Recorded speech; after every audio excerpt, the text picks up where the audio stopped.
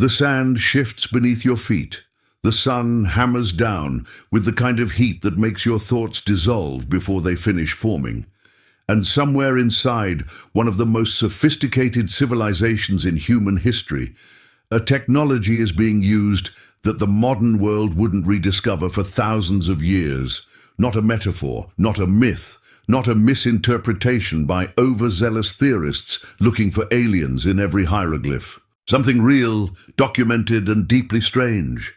And the reason ancient Egyptians used it will make you question everything you thought you understood about the gap between their world and yours. Most people picture ancient Egypt as a civilization of grand architecture, divine pharaohs, elaborate burial rituals, and golden artifacts catching torchlight in underground chambers.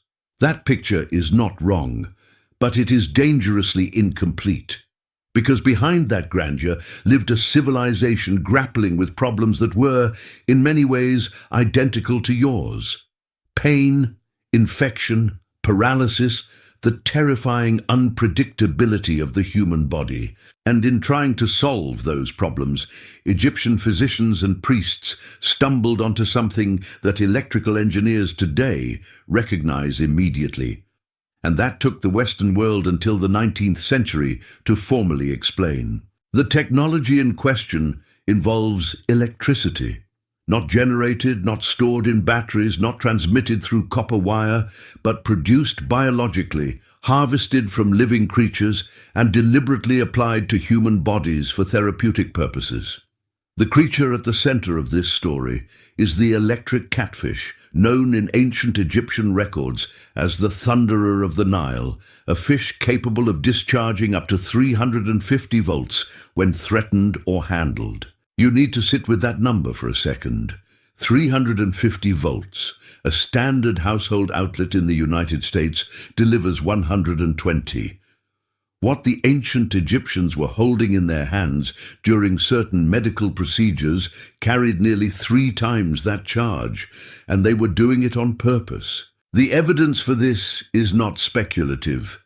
Tomb paintings, medical papyri, and archaeological excavations along the Nile have confirmed that the electric catfish, Malapterurus electricus, was not simply a creature to avoid.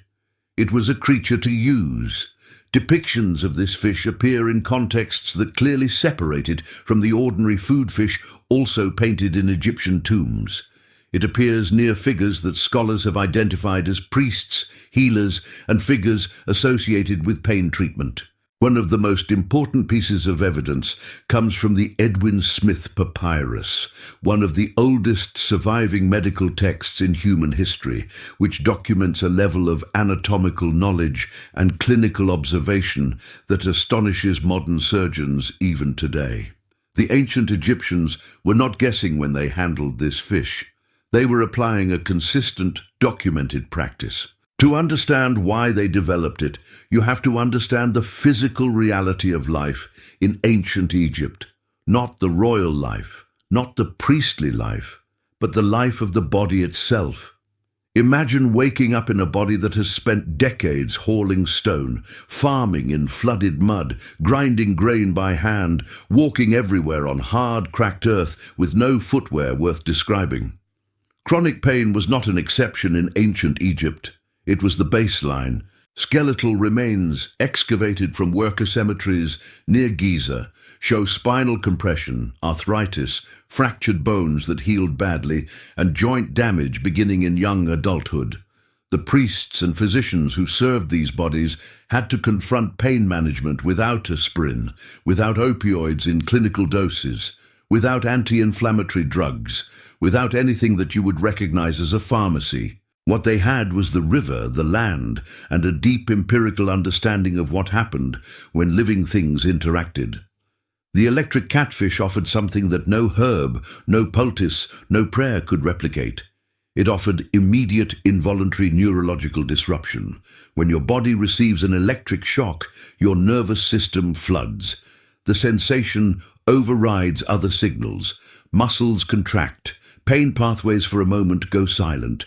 In modern medicine, This principle is the foundation of transcutaneous electrical nerve stimulation, known as TENS, which is used globally today for chronic pain management.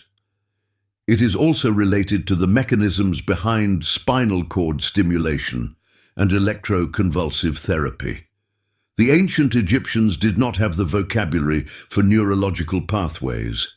They did not know what a volt was, but they observed with extraordinary precision what happened when a patient experiencing severe pain held or touched a charged catfish, and they kept doing it. Greek and Roman writers who visited Egypt and documented their observations recorded something that historians initially dismissed as exaggeration.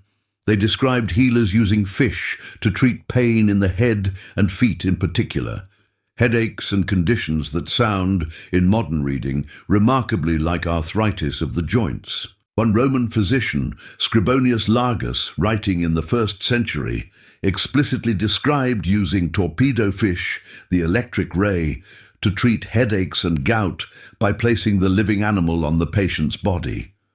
He was almost certainly drawing on a therapeutic tradition that had roots reaching back into Egypt. The principle was identical. The creature was different. The effect was the same: localized electrical disruption as a pain management strategy. Now imagine you are the patient in that world. You have spent 10 years working the fields north of Memphis, and your lower back has been screaming for the last 3 of them. There are no beds with lumbar support, no ice packs, no heated blankets, no ibuprofen. You visit a healer, and what you are handed, or what is pressed against your body, is a living animal generating electricity inside its own tissue. The shock moves through you. Your back muscles seize and then release. Your body's nervous system stutters. For a few hours, maybe longer, the pain is different, quieter, more bearable. You come back. You tell others. The practice spreads, not because it is magic, because it works. What makes this genuinely extraordinary is not the technology itself, but the cognitive leap required to get there.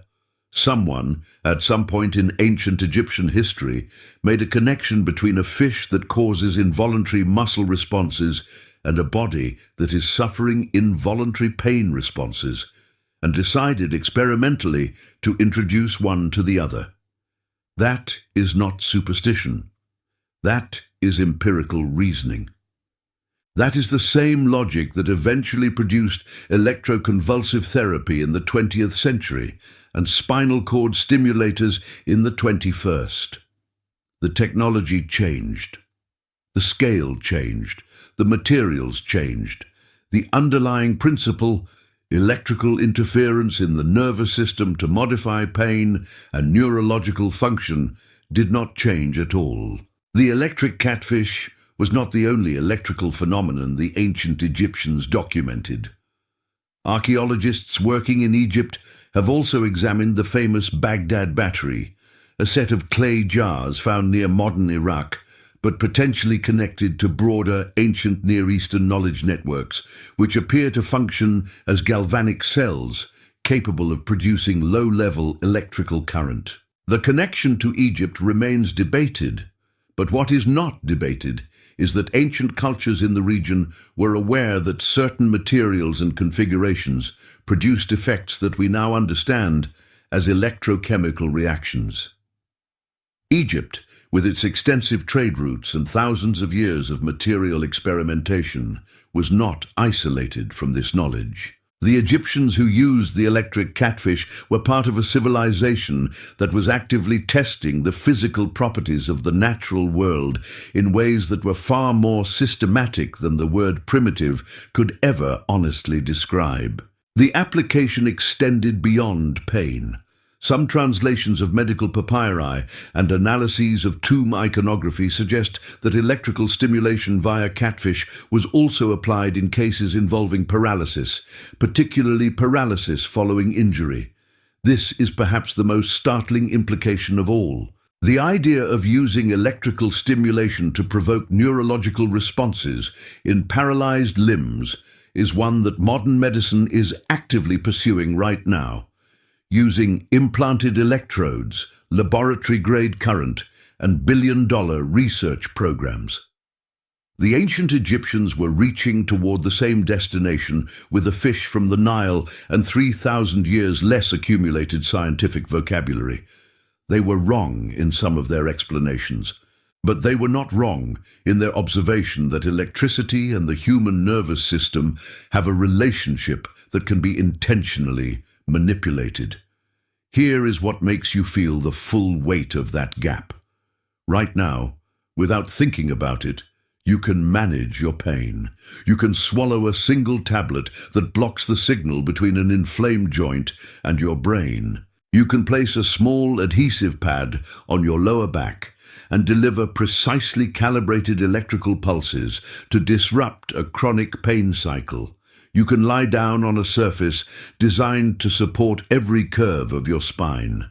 You can fill a glass of cold water and take medication that has been tested in thousands of clinical trials, manufactured in sterile conditions, and dosed exactly to your body weight.